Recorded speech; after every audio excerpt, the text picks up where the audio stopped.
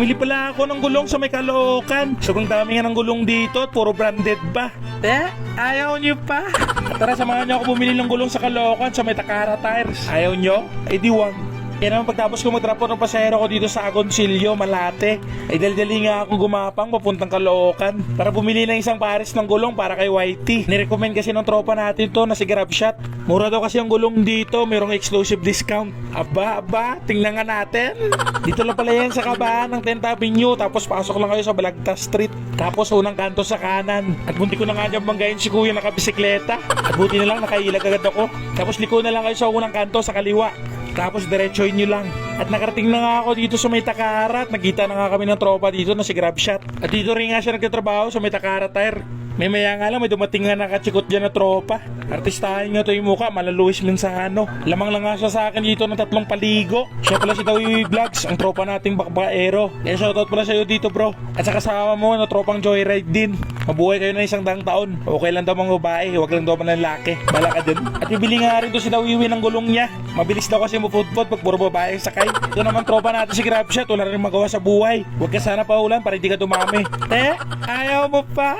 At nakapili na pala ako ng gulong dyan at ito nga yung nirekomenda sa akin. Dual sports pala ang gulong na pinili ko ni Paiko Cobra. At jitmila mo lang presyo nito, ilalagay ko na lang sa comment section kung magkano. Tapos made in Japan pa. Yamete! At pinasok na nga dyan ni kuya yung napili kong gulong para isalpak na kay Whitey.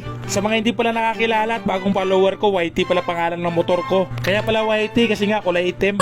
5 years na nga to sa akin at nakarating na pala to ng Visayas, kulang na lang sa Mindanao. At sinalang ko na nga dyan si Whitey para mapakabitan na ng bagong gulong. Ang ganda nga ng working area nila dito sa Takara, sobrang lawak at ang daming gumagawa. Kahit 20 pa kayo dito, makikita lahat. At hindi ka pa hintayin ng matagal. Halos lahat nga ng branded ng gulong nandito sa Takara. At mayroon din silang pang big bike at may wheel balance pa. At lahat ng klase ng gulong ng motor nandito. Mapa-scooter man yan o underbone, pati backbone pa.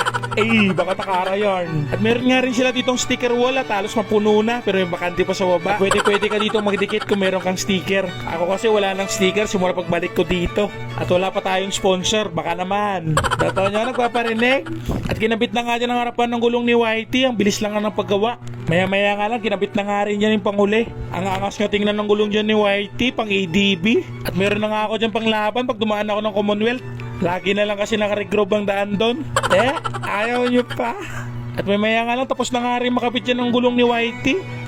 Napakaangas. Kaso madumi nga lang yung motor.